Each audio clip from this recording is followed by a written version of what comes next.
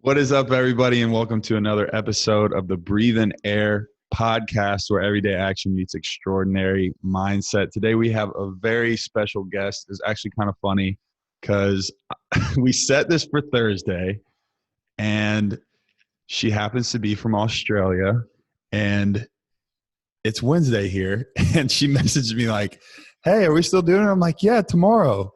She's like, "No, it's not tomorrow." Georgia Page is with us today. She is an athlete. She is a professional rugby player. She is practice and a doctor and osteopath. Osteopathy, am I saying that right? Yeah. Yeah. And she is a firm believer in everything to do with mindset, which everybody knows that is a huge basis for this show. So, Georgia, thank you for coming on. It's a pleasure to have you. Thanks for having me. I'm excited. Yeah, I know we've been trying to do this for a while, and obviously the halfway around the globe thing is a little bit difficult. I'm glad we finally made it happen. I know. I think it's like a 10-hour difference or something like that. Yeah, I think And Wednesday night and it's Thursday midday-ish here, so. so. It's actually tomorrow at what, noon, you said? Yes. 7:00 p.m. on a Wednesday night. So to show y'all the difference there, but we're here and we made it happen. So thank you so much for being here. I'm super happy to have you. And I know that you have a lot of good stuff that people can use and implement in their daily life. So we'll just jump in. Where did the love of rugby come into your life, and how did that kind of start for you? I think from a young age, I played many sports going through primary school, high school, and I just enjoyed sport in general. And then when I finished high school, I was actually playing basketball, and I started playing basketball when I got to university, and I just wasn't like enjoying the comp that much up there. It wasn't as strong as the comp that I was playing in originally, and so I was like, oh, I'm just gonna have a break and play like casual. We call it Oz tag, which is kind of similar to flag football in America, and I was really enjoying it. And then this girl was like, "Oh, you should come try rugby." And I was like, "Is like tackle?" And she's like, "Yeah." And I was like, "Oh my gosh, I don't know about that, but I'll give it a go." And honestly, from the moment I played my first game when I was 18, I just fell in love. I was like, I love this. The adrenaline. There was nothing quite like running onto a football field for the first time. So that's where my love came from it. Yes. Was that a weird thing for you at first? Like, I'm about to go out there and play tackle, like basically just, stick my nose in there and play some tackle. Is that something that's more normal? Like I guess in Australia for women to do? I know it's starting to slowly migrate over to the US. Like it's becoming pretty popular. The sport in general is becoming really popular over here. I think it's gaining a lot of traction. Even when I was in high school, I remember a lot of people really getting into the game. So have you seen kind of that crossover from Australia and over to the US? Well, it's funny because I think when I started in 2013, it was just starting to get traction and it was starting to get bigger, but it hadn't really taken off yet because originally when I was playing, like there was a few girls, but it wasn't that big yet. And then once the Olympics hit, that's when it got massive, I think. So in 2014, there was like sevens at the Olympics, and that's when I think young girls were like, oh, I want to be able to do that. And that's where rugby in America and in Australia started to get really big, I think. But in Australia, it's really common to play touch football, which is not tackle, or Oz tag, which is that tag football. And I think that we had more skill because we could play touch or Oz tag. So sevens was a lot easier for us, but for Americans, it was like these phenomenal athletes trying to play rugby sevens, which they hadn't done the touch football or the Oz tag originally. So they didn't really know how to read the field and read space, but their athleticism was crazy. But now they're catching up in the fact that the Americans can play footy now and they know how to read the game. And now that's why you can see on like the international sevens that USA is up the top now. So it's big in both countries now, sevens anyways. Yeah, absolutely. So for everyone listening, explain to them the difference between sevens and is it 12s? 15s. Always get that wrong. You're close. Sure, when You're close. the same thing. Sevens and okay. So explain the difference. In rugby, there's two different game styles.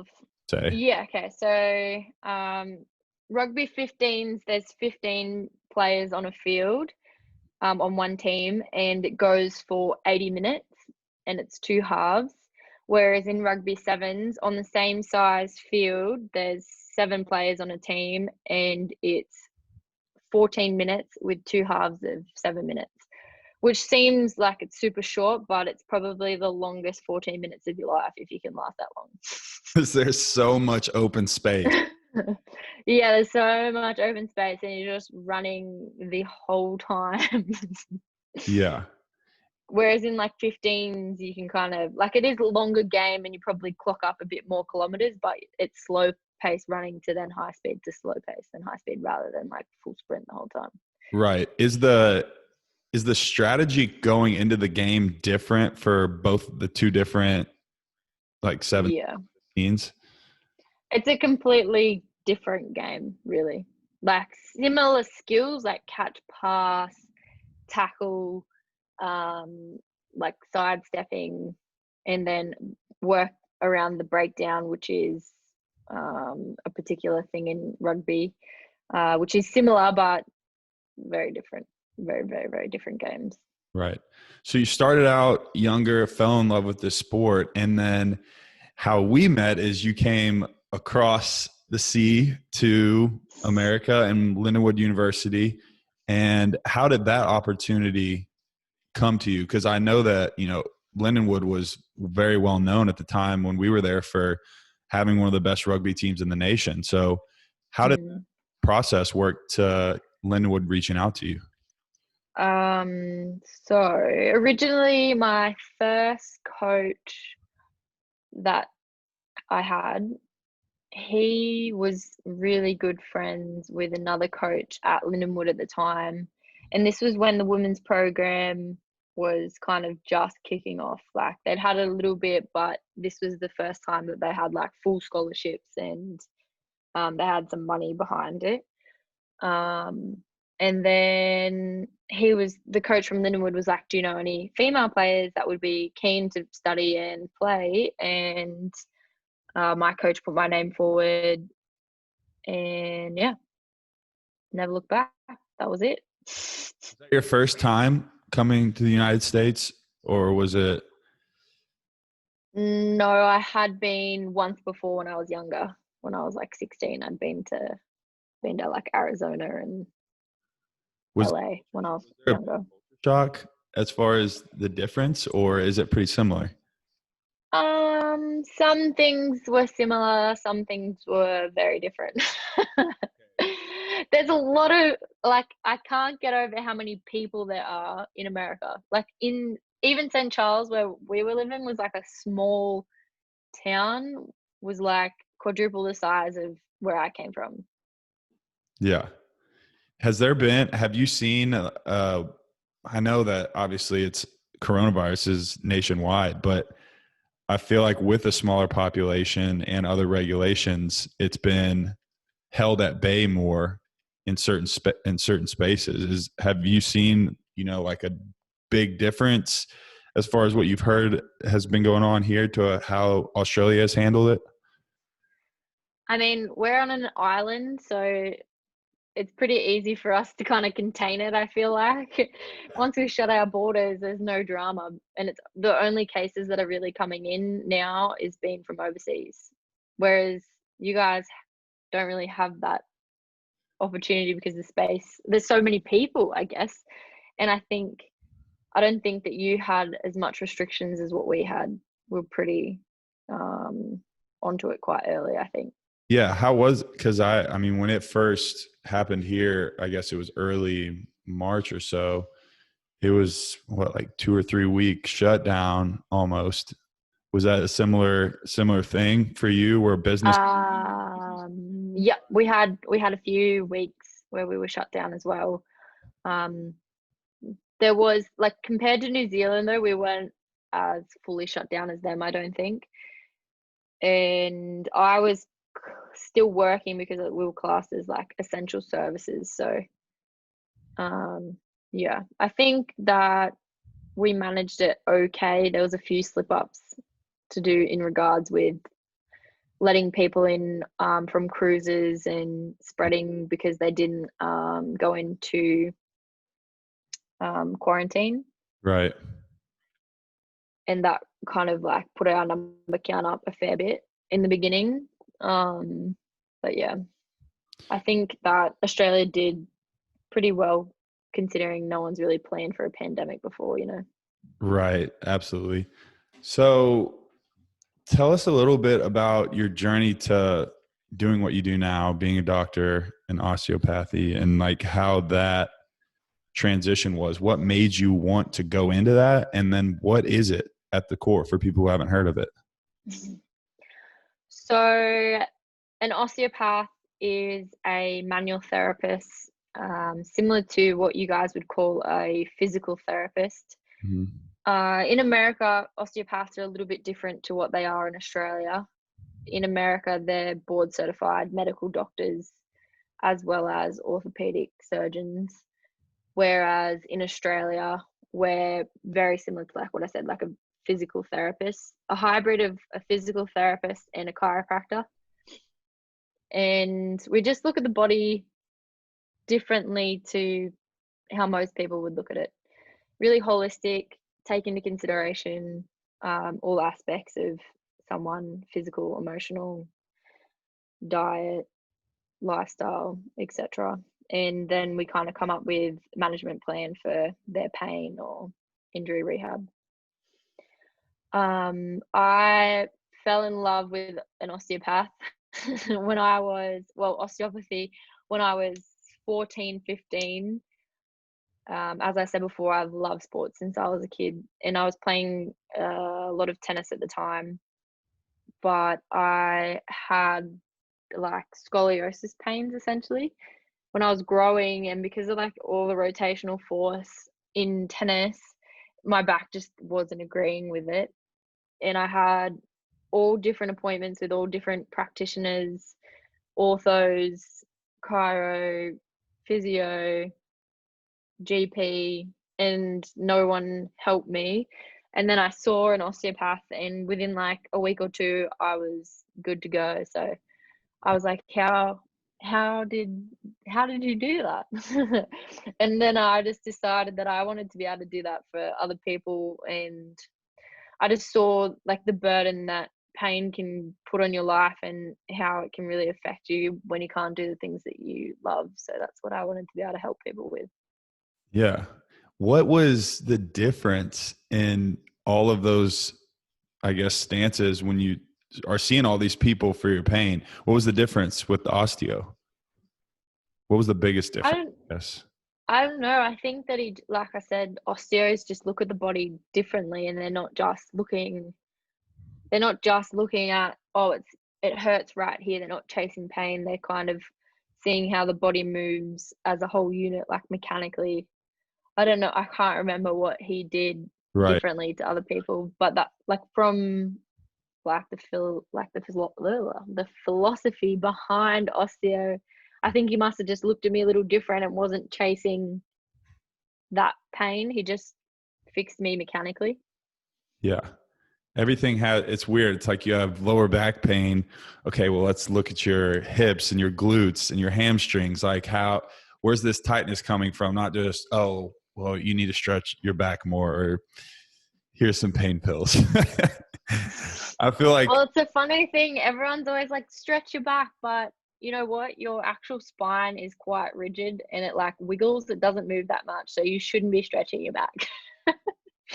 You want to make your hips mobile and your spine and core really stable. So it's funny when people say, oh, go stretch your back. Because I feel like lower back pain is something athletes and, your everyday average Joe that's either sitting in a chair too long or standing a lot on their job or lifting things on their job or whatever. Lower back pain, I feel like, is a problem that a lot of people face. And 100%. And that's why I'll never be out of work. that's right.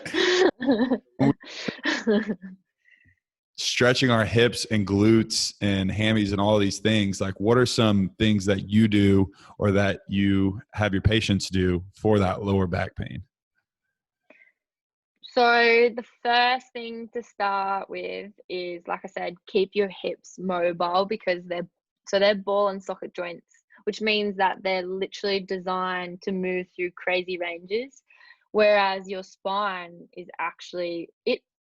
A guy called Stuart McGill, who's like the bee's knees of back pain, he talks about the spine in a way is like it literally wiggles. It doesn't move. It doesn't have that much degree of movement. So the first thing you got to do is work to stabilize the front of the core, the side core, so your obliques, and then you got to work your back core is what I call it, in a way that doesn't cause you pain, and your body feels safe. So it's like you add these 3 exercises together to start, and then doing like seated pigeon stretch, if you know what I'm talking about when I say that, or that figure 4 stretch for your hips. That's the best way to start.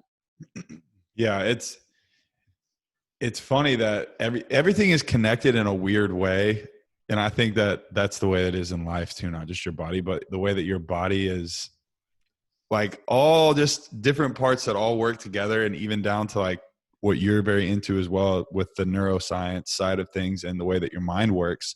That's what I love about what you do with osteos, is that it doesn't just look at one specific problem. It looks at the whole picture, because so much of it goes into that, as far as, like you said, with diet and lifestyle and exercise and all of these things that add up. And the 3 pillars for the show is body, mind, and spirit. And I think that osteo kind of encompasses all 3 of those, really.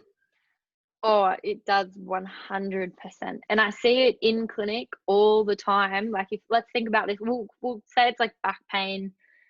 Say someone comes into me and they've just got this new onset of back pain. They've had it once before, but they haven't actually had an injury to it. So let's say, like, more commonly athletes will pick up a bar to do a deadlift and they're like, oh, I just did my back. Like, they had an injury. Whereas you get someone that comes in that hasn't actually done anything to their low back injury wise, but they're getting low back pain. So if you kind of break it down, you're like, well, pain comes on for a reason. It doesn't just come on for no reason. And you really look into it. And then, so one of the things, this is more of a Chinese medicine thing, but if you get low back pain with no injury, no pain causes, then it's typically to do with something about not really feeling supported in your life.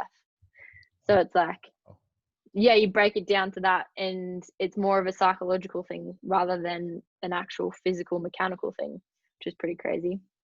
That is. It's weird, but if your mind controls the body, then if the mind can definitely send pain signals to places where it might not necessarily be a mechanical issue. It may be a mental issue. So, I mean, I totally.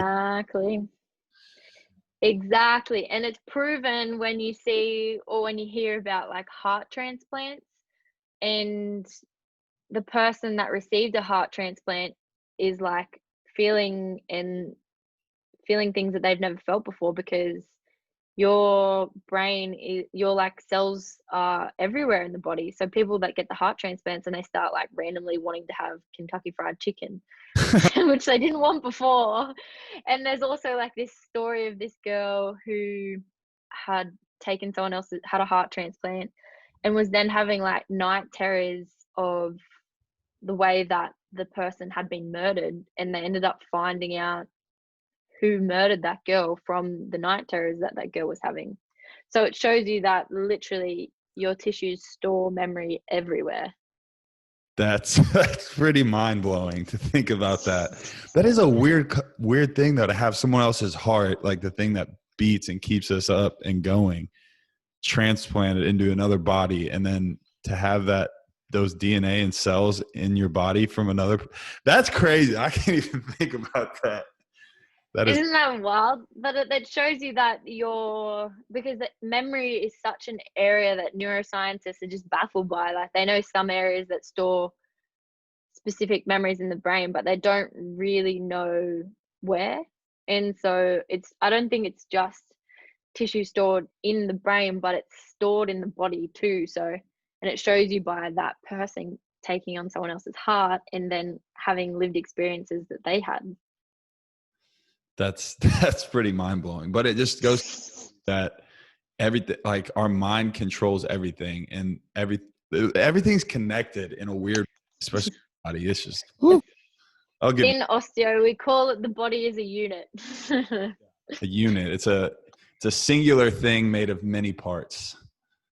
So how exactly? If I come in and we can even say, okay, I have shoulder pain. How do you break down a physical ailment like that to start breaking down and peeling back the layers and saying, okay, let's not just start with the rotator cuff or whatever it may be. Let's break it down to like, how's your diet? Like, what's your mental state? Like, how do you, as an osteo, do that with a patient and kind of be more than just per se a physical therapist, but you're also being, a mental coach for them at the same time? Because that seems like a lot of tasks to juggle with a patient. Well, it's funny because it's funny you ask that, because at uni they're like, oh, we do like one subject on psychology, but they're like, just refer on to a psychologist. Like it's not really your place anyways. But the funny thing is that it is our place, and people trust you and they don't really want to go see other people anyway. So you have to have the ability to talk to people about their problems and maybe give them some suggestions in how they can deal with it, and whether they want to take that on board or not, then they can. But say you were to come to me, probably, like, you kind of touch on it a little bit in the first appointment, but you don't want to freak people out. You kind of want to build trust with them, treat their physical body, and give them reasons why they might have like hurt themselves, or why they're having a bit of pain. And as you treat them, you keep treating them. If they don't really get better from just the manual treatment, then you realize, oh yeah, it mustn't just be this then. But you just start talking to them. And for some reason, physical touch is such a big thing for people, and a lot of people, I think, forget about touch. But when someone comes to me, they just open up anyways. You don't really have to pry too much. Most people eventually within the first few sessions will drop it on you. So yeah. Are they coming into that aware of what they're signing up for? Or is it like, I'm going to come in and then get this, ailment fixed, but also have a therapy session? I think everyone's fucked and they just don't realize anyways. That's everyone's fucked. Like, most people you speak to have some type of stress in their life, and most people aren't that resilient and they don't know how to deal with it. So in a healthy way. But that's most people. Not like, speaking of athletes, they kind of get techniques to kind of deal with anxiety, stress, but your everyday general population of people don't really know about it unless they go searching, which most people kind of are unaware and don't. Right. And that's a big part of why I even started to be able to do this, was not only to like bring awareness to a lot of these things that I feel like we don't get taught in per se in a normal education based system that's so important for life, for the rest of our life, for our mental state, for our physical state, relationships, all of these things that are important. You're not going to learn from a 4-year college and a business degree. Like, you may learn or marketing tactics or where George Jefferson was in 1800s. Someone's going to call George Jefferson. But It's so true. like, When was the last time you were ever taught how to think? In primary school, in high school? Never. No one ever teaches you how to think or how to deal with stressful situations in your mind. yeah. No one has even mentioned that weird inner voice that you hear in your brain all the time. I don't think anyone has ever mentioned that to me. I call it the inner bitch sometimes. Well, Yes, that's two. I've got two. There's like the happy version, and then there's like the nagging one. yeah, the nagging one too. The one that, the self-worth one. There Mine's got a name. I labeled it a name because then it kind of gives it an identity, and you can kind of acknowledge it's a her for me. Acknowledge her, but just tell her to fuck off, kind of thing. it is, and it's things that everybody can relate to, and anyone that's listening right now goes, "Yep, I know that voice." And for it not, and like you said, nobody teaches you how to think. I think that's super profound because nobody even thinks about their thoughts. That's a play on words there, but your thought life rules the rest of your life and will eventually, take you to where you want to be or hold you back from reaching that. So to be able to get control of your thoughts and realize what you're feeding yourself like on a daily basis is super important. And the way that you talk to yourself and the things that you constantly are consuming is so important. It really is, but I think the first place to start is to just be aware of your thoughts in general, because a lot of people, including myself, you don't actually realize how negative you can be towards yourself until you actually bring awareness to it. So the first kind of step I would say is like draw your awareness to those thoughts and then write them down. And then when you read them, you're like, oh my God, I can't believe I'm actually telling myself this. Yeah, writing things down is powerful, and I harp on it a lot, but it wasn't until, obviously when you're in school, you're going to take some notes. As an athlete, especially football players, we're taking notes in film and breaking things down. But if you take it into your personal life, as far as goals, or if you want to break it down into what are my goals, financially, what are my goals relationally, what are my goals, physically, and look at those and start the first step to putting it into the world. The first step to getting close to that goal is writing it down, to me, because Yeah, it's 100%. a physical thing and it's not just being in your brain. Yes, agreed. And there's been it's shown to help declutter your mind as well, depending on what style of writing I suppose you're doing. Right. I was reading this book, actually still reading it. For anyone that wants to check this out, you definitely should. I'm reading this book. It's called The Monk Who Sold His Ferrari.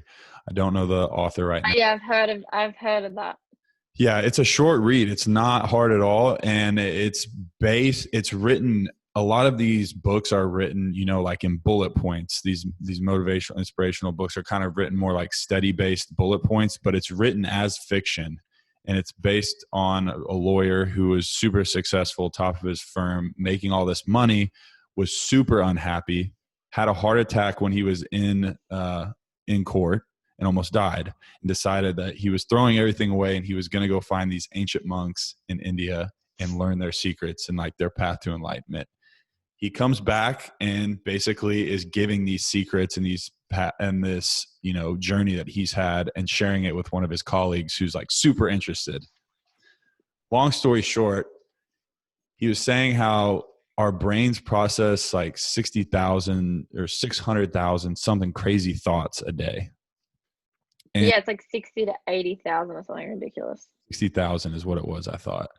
And how when you with intention write like affirmations or certain things along those lines, you're drawing yourself closer and you're drawing your awareness closer to those things, and they'll naturally be drawn to you because you're paying more attention to them. Like even if they're there prior, you might not have caught it if you weren't already drawing like your attention and awareness to those things every day. And like if I'm sitting down, easy example, like I say red, red, red, red, red, red, red, red, red. I'm like think red all day. I'm just gonna like see a lot more red. Like your headband's red, this bottle's red, and that's just, There's actually neuroscience backing to this. It activates a particular part of the brain. I can't remember the first part of it, but it's something retinaculum, and it literally activates this part of the brain, and you start to then kind of foresee this happening in your life because this part of your brain, once you do that. yeah. And it's, I can't remember retinaculum or something, but it's legit like neuroscience proven. so for all you people out there with, oh, that's hippy dippy. No, this is science. This is It is science. science. Here's your facts. But it is life changing when you start to do those things and implement them into your daily life, because we all have those thoughts and those voices. And that was one of the things I thought about. It's like what they don't teach you in school. Like that's what I'm trying to learn. That's what I'm on the path for. Like, what are all these things that help us out so much in every aspect of our life that we never get taught about, that we never get any type of wisdom unless we have someone that's giving it to us from the outside. Or you go looking for it yourself. True. Usually it happens when you've hit rock bottom and then you're like, oh my God, I need help. Where do I go? Right. But it's like, why does it have to happen in that instance? Like, why can't you find like good mindset work, self-development from a good place? It often just comes from once you've really been through some type of pain, if that makes sense. Yeah. You mentioned earlier that athletes have certain coping mechanisms and ways that other people may not, to deal with stress and anxiety and some of these things. I know for me, that's definitely true when it comes to training.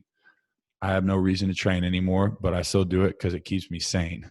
And I actually was talking to my chiropractor the other day, and he said the exact same thing. He's like, it's just my therapy, man. Like, I just need it. Like, it just keeps me sane. I said, you're speaking my language, because that is this exact same thing. Even though I don't want to wake up at 5 a.m. in the morning, or even though I'm tired after work or whatever it may be, like, I know that is one of those things that's good for me mentally and obviously physically as well. But it's like more of a mental therapy than anything. I think because athletes realize that to go through a little bit of pain and discomfort is actually something good for you. And you do get some dopamine rewards, which is like the happy drug, when you feel like you've done something good in the gym, or you've worked hard, you get that endorphin release. Whereas some people just don't understand that unless they're pushed into it, but they don't, I don't know, the flick doesn't switch in their head. How do you get to the point where that starts firing in your brain, like that there is a reward? There is, like you said, there is like a reward factor to, doing something, even if you don't want to per se, because it's going to be at the end. This is something that I kind of think about all the time, because I'm trying to get people to damn exercise all the time and I just don't. And I think that you have to start really small and give things to people that are attainable, so like doing 20 squats while you're waiting for your coffee, you can mix that in with your day, and what happens is, once you've done that, kind of like brushing your teeth for 5 minutes a day, but imagine just doing your 20 squats 5 minutes a day. You slowly start to realize, oh, my legs are actually getting a bit stronger. Maybe I should go do some more stuff here. And then they slowly start to realize that this exercise thing is good for them. But I don't know. It's hard to get across to people. The biggest thing, I think, is what you said earlier, as far as, do you want to do it now, mentally, physically, spiritually, like whatever aspect you feel, like whatever pillar you feel is lacking, do you want to go and face that now, or do you want to let it just fester and get to the worst possible point, like you said, where it feels like it's rock bottom and you're just grabbing for anything to bring you back up out of that place? If you're doing damage control before, because we're all going to have damage in all of those areas of our life. Like if you're playing the game ahead, I feel like that saves a lot of trouble on the back end. And I think you really got to ask yourself why you're doing what you're doing anyways. You know, like, do you want to have a long, happy life? Do you want to be running around with your grandkids? You know what I mean? Like, this is like, why are you going to the gym? Why are you doing what you're doing? And once you know your why, that's a big driving factor for most people. Yeah. And you said the exact same thing. That's one of my whys, is like, I want to be able to be active and run around with my grandkids. I think I have like 100 times more likely to have a total knee replacement with my 2 ACLs. It's a stupid. When I first started working in medical sales, obviously that's something that gets brought up, like, oh, I get to actually watch what they did to me. Let me go throw up. Woo! Mind you, by the time that you need yours, there'll probably be some new technology coming out and it'll be all good. Yeah, absolutely. I just my first ACL, and for those listening that don't know, there's multiple ways to do it. Autograft, which is the tendon from your own body, or allograft, which is someone else's tendon. And then you can use 3 different types of tendons from your body. You can get a cadaver. Yep. There's so many options. Options here.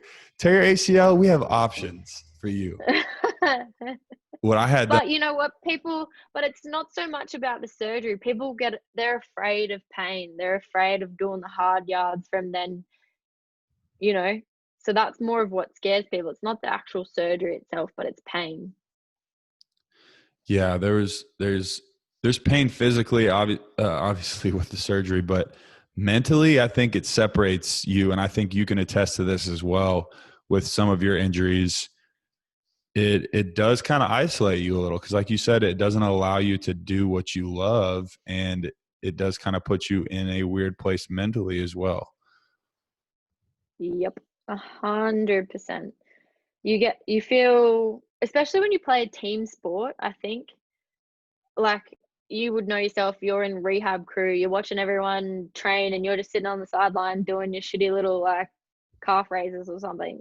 And I just want to be out there with everyone.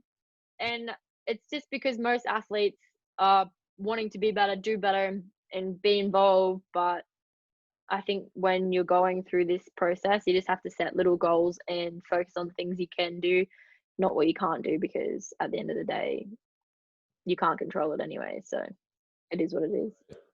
I think the big overlying factor of what we just talked about is that people are sometimes afraid of discomfort. Everyone is afraid of discomfort.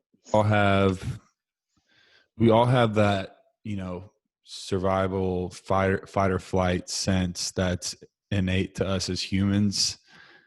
And we want to go to the comfortable spot. We want to watch Netflix all day and lay in bed and not get up and just do whatever. But it's in the discomfort that you find, and that you find yourself, I think, and you find growth. That's the only way you grow, is putting yourself in those situations.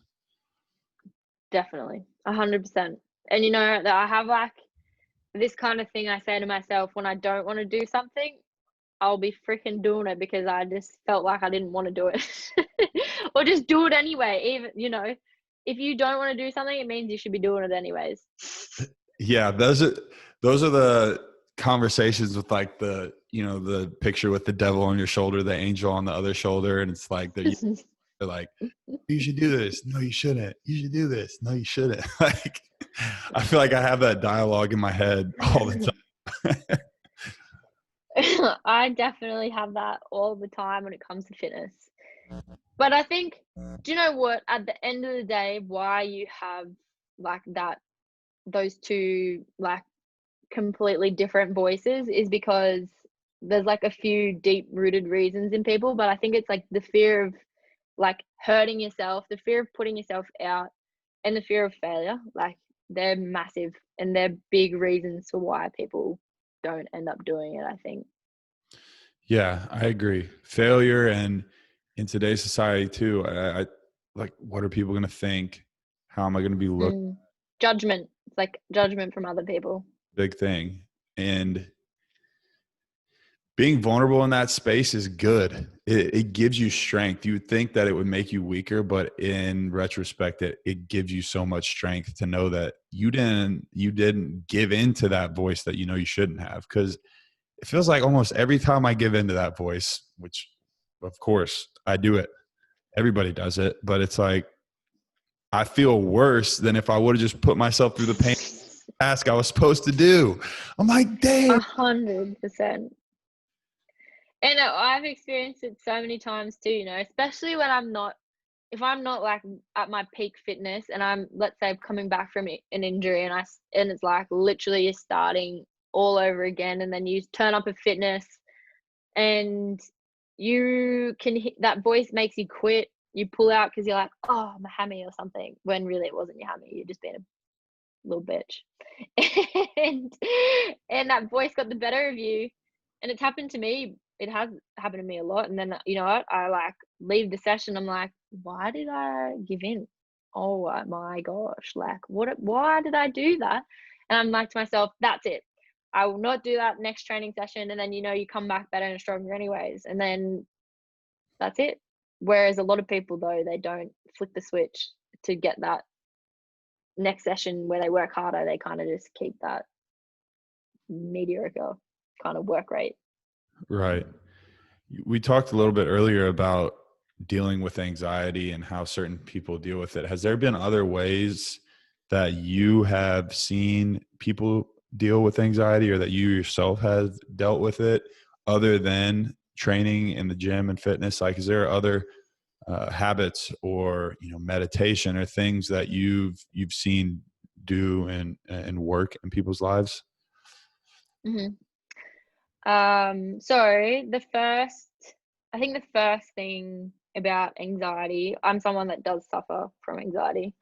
I do especially get performance anxiety, but the very first thing, it's literally in the name of your podcast, breathing. So your autonomic nervous system is that fight and flight, and then that rest and digest. So that fight and flight is what you get when you start to get anxious, right? Breathing is the one thing that is under your conscious control, as well as not really. Like, you're breathing without you really thinking about it at all. And then, if that makes sense, you know what I mean? So the first thing to think about when I start to feel anxious is, all right, I'm going to calm my breathing down. I was shallow breathing, now I'm going to go to diaphragmatic breathing. And that straight away can change your blood chemistry, your heart rate, just like that. So that's like the first thing that I go to, is slow my breathing. And then the next thing, which this is kind of newer, like a newer tool, I would say, is, so when you go into a room, right, you don't realize this, but you have really rapid eye movement, and you're moving your eyes around a lot to check your surroundings, because it's inbuilt in us to like be in that fight and flight, and like, oh, is a tiger going to chase me down? What's happening? So we go into the room, we rapidly move our eyes around. So if you realize that you're getting anxious, if you soften your gaze and kind of imagine yourself, like, you just soften your gaze and you imagine yourself in a panoramic view where you can see yourself in the room without that rapid eye movement, that's actually faster than the breathing to calm yourself down. Wow. It's kind of similar to, you know, when you're in a car and you're driving and you kind of just have this view of everything around you, and you're just driving. There's no stress, but you can just see where all the cars are next to you, behind you, in front. It's kind of similar to that, but in a room. So if I feel that I'm really starting to stress out, I'll just think about that eye, get soft gaze, and then calm my breathing down. And then that can kind of bring me down really quickly.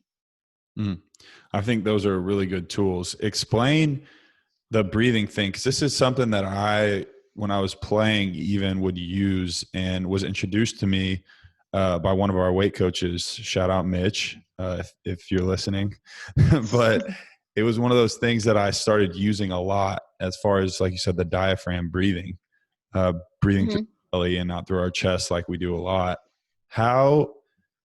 Like what's just some useful tips as far as how you use that breathing? And for someone that's listening, that's like, oh, I could probably use this. How can they start utilizing it?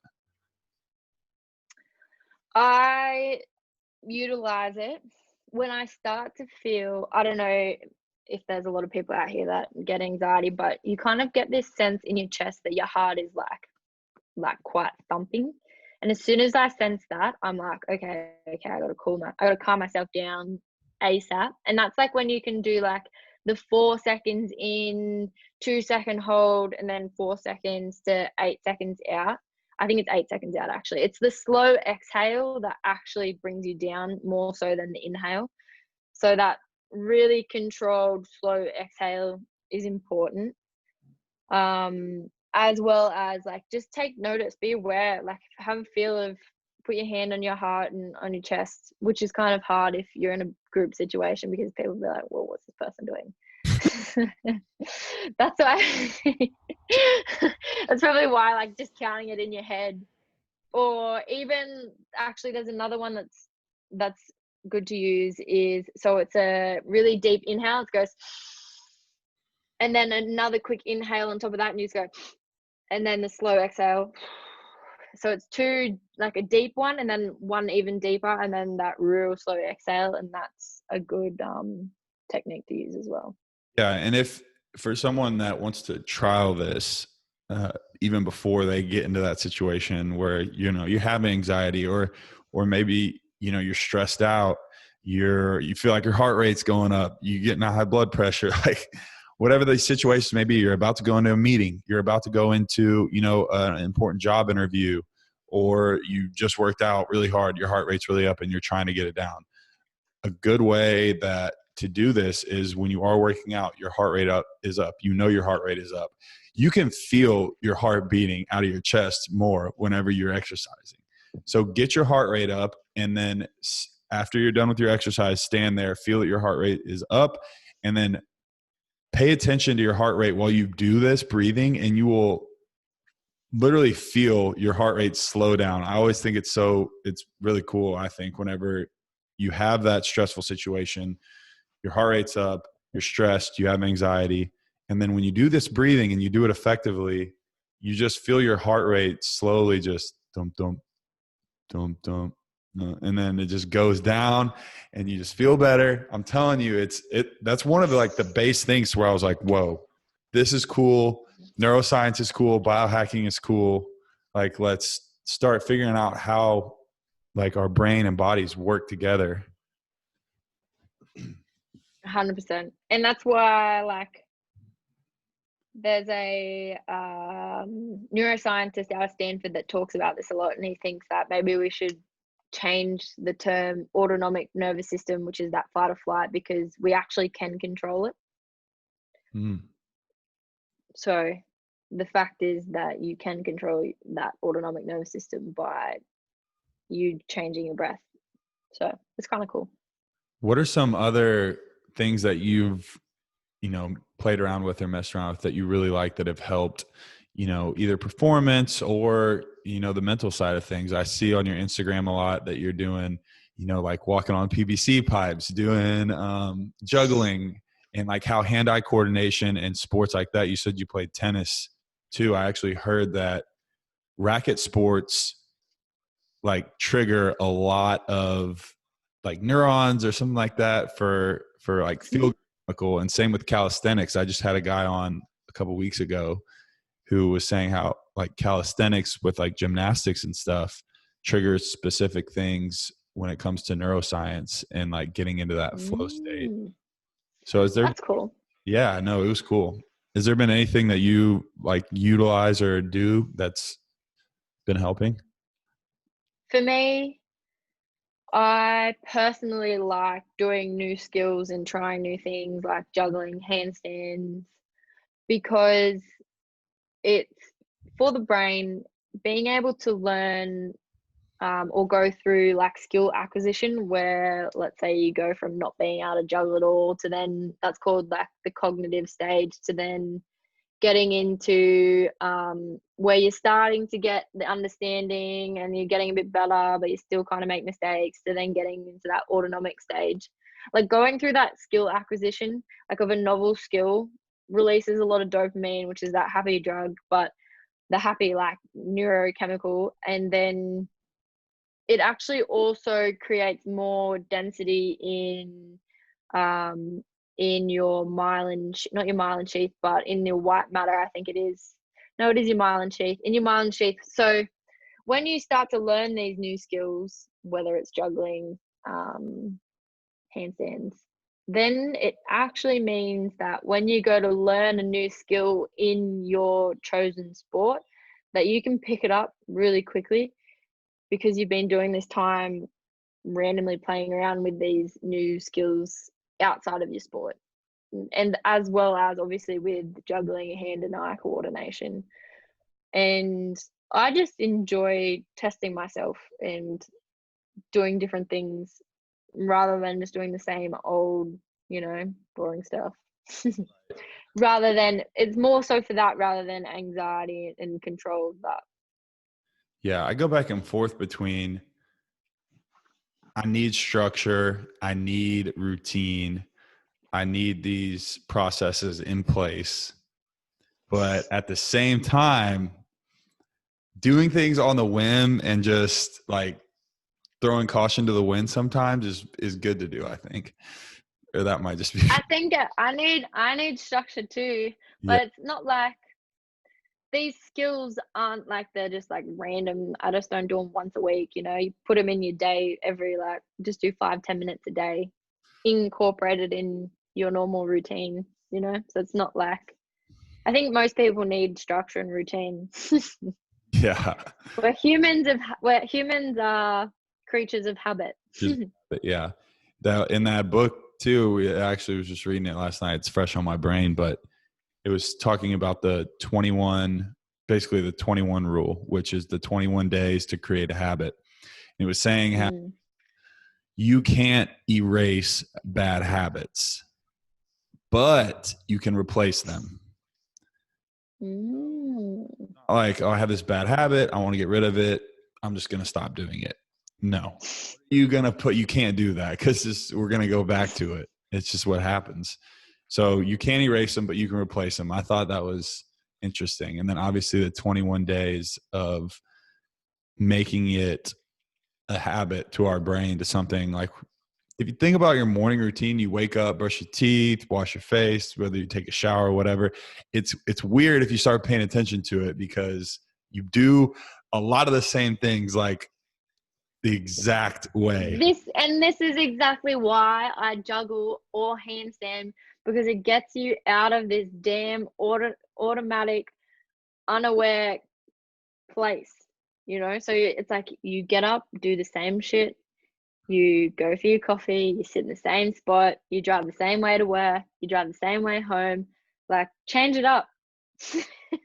Yeah. And I literally have like the process in my head. It's like, wake up, brush teeth, go turn the stove on so that I can heat it up for food, come back, wash my face. Like these things that we just do that I wouldn't have noticed if I wasn't like, okay, I'm going to be aware of my morning habits. Because all these high performers are talking about morning routines. At the beginning of the year, I was like, what is my morning routine? Like, how am I setting myself for a good day in the morning? And you probably know more about this than I do, I'm sure, but like the brain waves and the transition into different brain states, the 5 brain states, and those transitions that you're making in the morning. So important in the morning. Yeah. As soon as you wake up, like, so when you're a child, from like the ages kind of like 0 to 7, you're often, and this is when they're like learning everything. Like, you don't want to say a swear word around a kid because they literally just learn fuck and he said it once, because they're in this brain state called theta, which is quite hard to get in when you're an adult.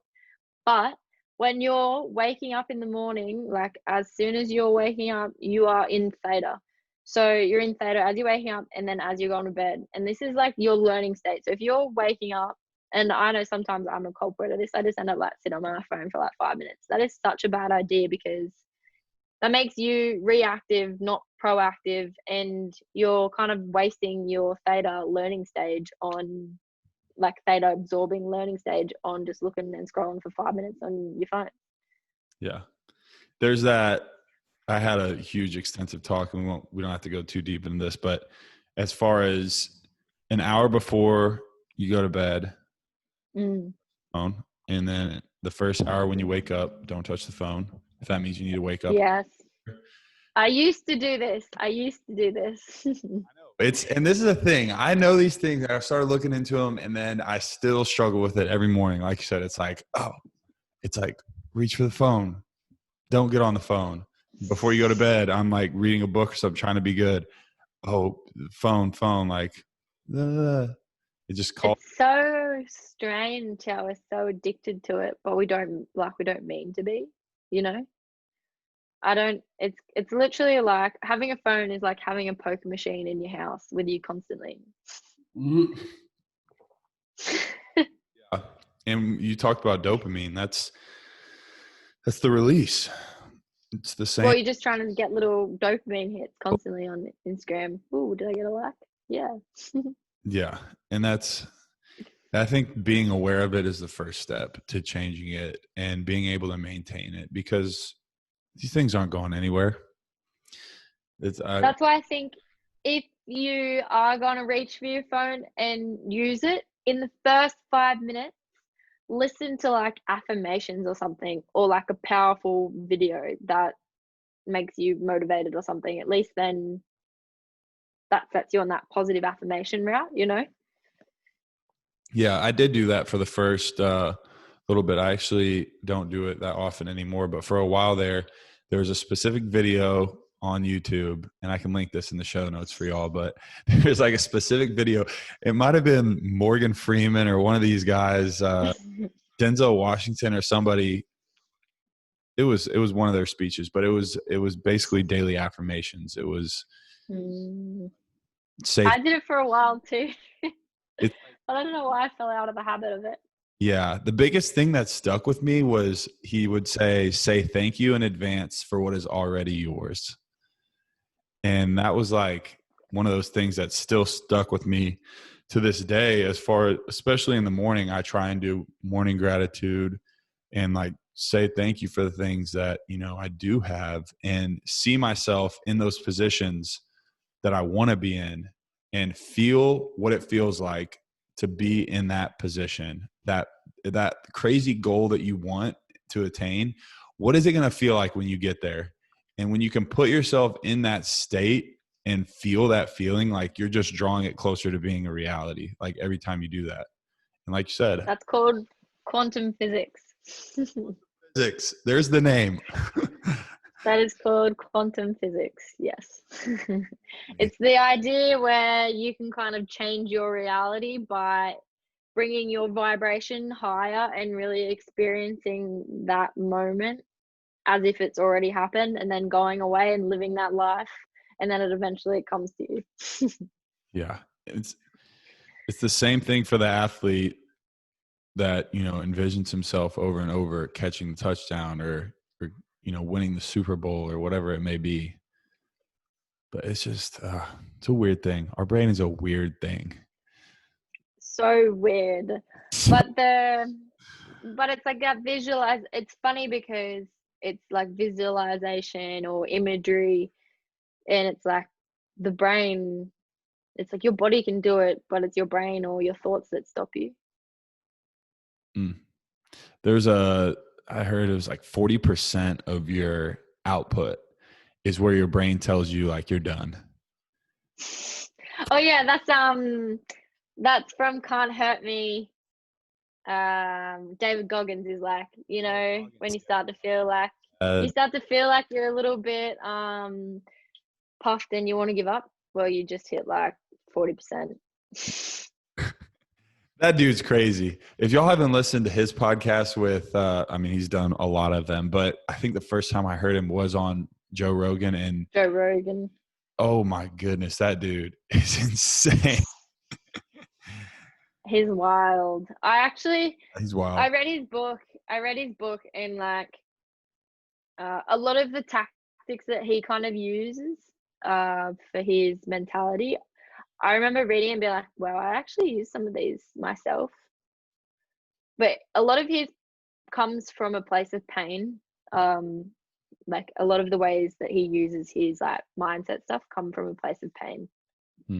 Definitely. Yeah. For those of y'all listening that don't know, he was 330 pounds, something overweight, very overweight, and also had an abusive father as a young child. And a lot of these things like drove him. Now he was a Marine and went through He training. did Hell Week 3 times. Yeah, did Hell Week 3 times and then decided he wanted to be an ultra marathon runner. And when he decided the first race, he fractured his feet and he was pissing blood and he finished this like 100-mile race or something and he was like pissing blood. Yeah. He's crazy. Yeah. I want to end the race. I've done, but Marines 3 times. He's like, no, you're not getting in unless you run 100 miles. And he did it on a track and was like pissing on himself and pissing blood. Just all the bowels were letting go, fractures. And I mean that he still finished it, which is insane, but he's crazy. That is like some serious mental toughness. Yeah. Mental toughness or insanity or a good mix of both. I think both. Yeah. You got to be a little bit crazy to put your body through that. It's the same as like contact sport athletes though. You are literally running at someone to tackle them at fast pace. That is the one thing that I miss. I will say I miss that because that's, if you golf, play basketball, play football or baseball, those kind of things you can kind of reproduce a little bit, but there's nothing like, putting pads on if you ask me. Because it's like, I'm not going to. Putting pads on? We don't wear pads in rugby. Pads are for pussies. No, I'm just kidding. I will say though, and we can touch on this, but like for concussions and head injuries, there's a lot less. It's worse wearing the helmet. Yeah, no, there's a lot more because there's the sense of safety, I guess, with the extra padding and the helmet. 100%. And because football players put their head on the inside of the tackle where the ball is to try and like hit the ball out with their head, but we put our heads on the outside, on the cheek to cheek kind of. Right. And that's one of the main differences, but also, I mean, you're not going to want to headbutt somebody just like. Not when you've got no headgear on. Exactly. And I think that's the biggest difference, but. Yeah, that's what I would say too. Yeah, that's the one thing, just that reproducibility of that is not possible, I don't think.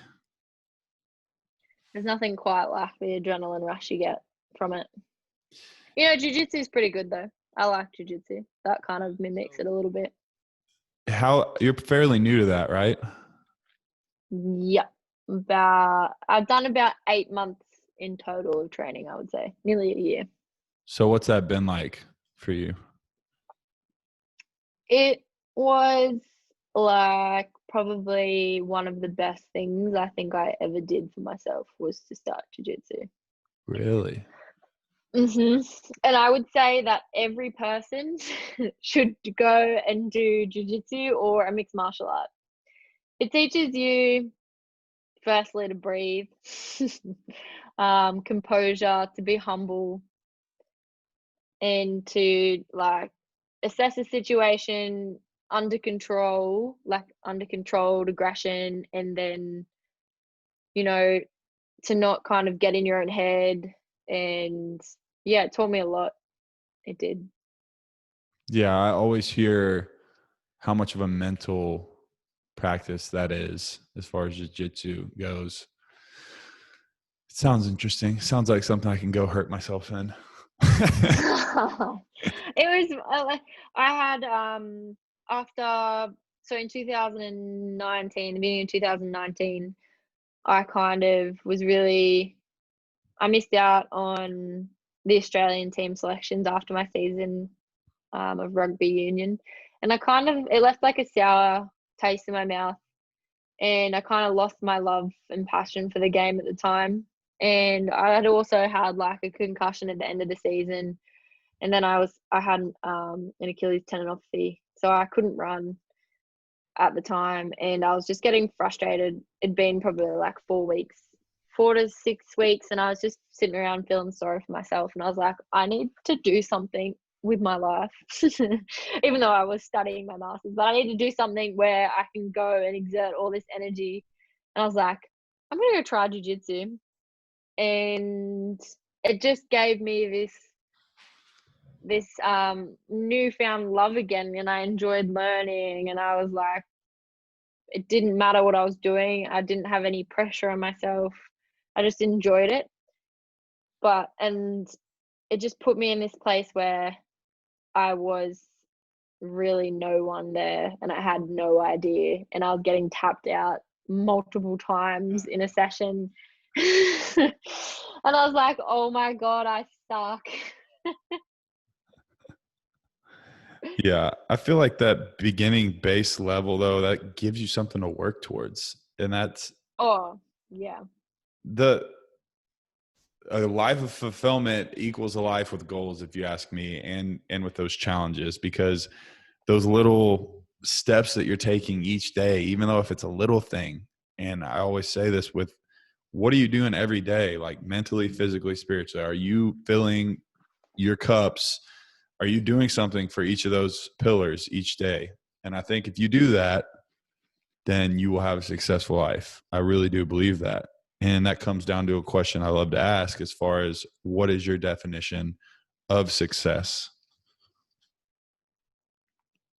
What is my definition of success? I think it's living your life in regards to your values and what you hold close to you. For example, I love high performance and health, self-development, helping people and connecting with others. And success to me, and I love wealth as well. Like I want to be wealthy. And when I know in myself that I'm meeting all of those aspects of things that I value in my life, is when I know I'm my best self and I feel happy and I feel successful because I'm doing the things that I know mean a lot to me. Yeah. Yeah. That's a good answer. And it almost feels like whenever I ask that question, it's like I just take little bits and pieces from each person. Cause I feel like it's a question, if you haven't asked yourself, you need to. And also I think it's something that you have these base core things that you look at as success, but as you get older, like they could switch a little bit and they could be tweaked a little bit. Like when I have kids and a marriage, I'm sure that that's going to be at the pinnacle of like, what is success to me? Like raising a good family, like being a good dad, being a good husband, those kind of things. Whereas like right now in my life, obviously those pillars for me are still going to be there and that's going to be the foundation. But I think it's okay for, things to alter a little bit as life alters and as you change and grow and evolve in your own like path and journey. So Georgia, thank you so much for coming on. We could keep talking for hours, honestly. I know, easily. Yeah. So where can everybody find you on social media? I'm on Instagram, Geo page. I am on Twitter, but I don't really use it that much, but it's the same handle. georgiapage.com.au because I'm in Australia. So it's W, you said WU? No, .au. AU, okay. .au. Why is it? Oh, Australia. It's like georgiapage.com.au. Okay. Means like Australia. Australia. Thank you so much, Georgia, for coming on. And y'all, if you're listening and you got something out of this podcast today and you know somebody that you think it could help, or even if you just tell them something that you learned on this podcast and you think it could help, do that, share it. I don't ask for much, but what I do ask is that when you hear these things, that you share it with someone, and that domino effect helps all types of people. So share it. Go follow Georgia on Instagram. She has a lot of good stuff up there, and keeps it active on Instagram for sure. So go give her a follow, check out the website, and keep up with her along her journey. And thank y'all so much for tuning in to another episode, and we'll see y'all next week. Bye.